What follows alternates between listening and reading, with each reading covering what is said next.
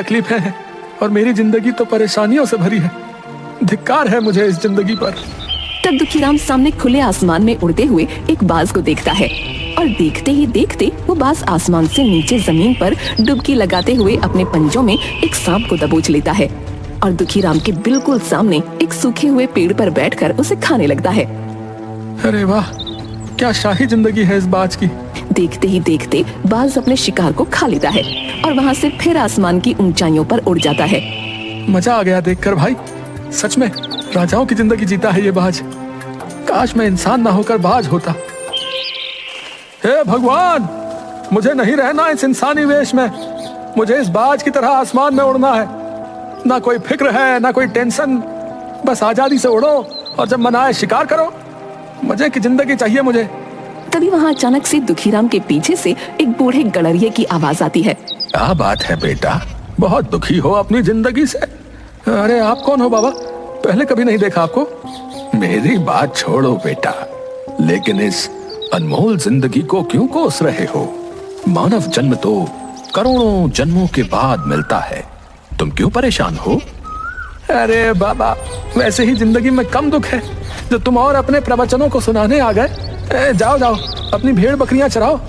कई बार सच्चे दिल से कही बात सच हो जाती है, तो हमें हमेशा जो भी कहना चाहिए बहुत सोच समझ कर कहना चाहिए। अगर सच्चे दिल से कही बात सच होती ना, तो मैं अभी बाज बनकर नीले गगन में उड़ जाता। सोच लो बेटा। चाचा, आप बोल तो ऐसे रहे हो जैसे अभी आप तथास्तु बोलोगे और मैं बाज बन जाऊंगा। तथास्तु।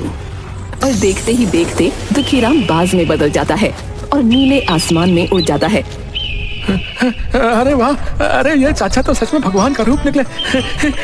अरे मैं तो बाज बन गया। अरे अरे मुझे अब कोई फिक्र नहीं है। अरे अरे वाह, अरे वाह, मैं बाज बन गया। अरे वाह, मजा आ गया।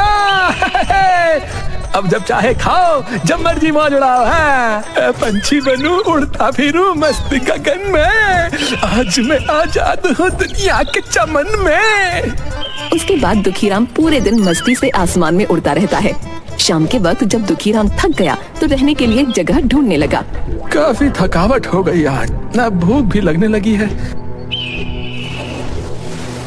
अरे वाह, क्या बात है, मुर्गियाँ, वो भी सुखी भैया की मुर्गियाँ।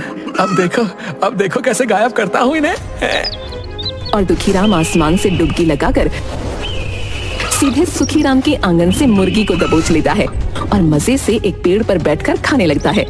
देखा कितना बुद्धिमान हूँ मैं, इंसान बनकर हमेशा